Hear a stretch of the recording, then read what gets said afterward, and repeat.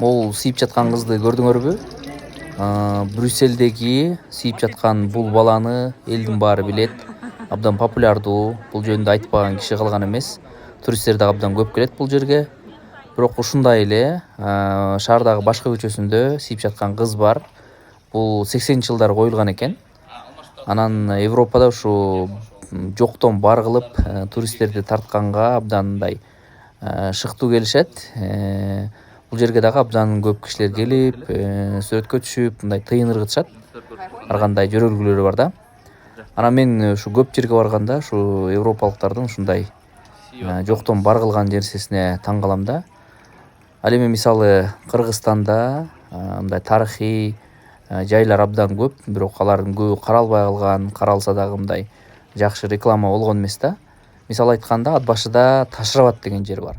Бул жердин тарыхы дагы бай, анан байыркы, анан чоң мындай жер да. Ушул жер 50 жылдан бери каралбай эле жаткан. Быйыл эптеп оңдоп түзөйбүз деп атышат.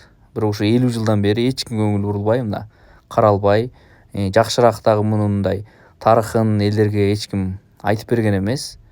Ар ким ар кандай уламыштарды айтат.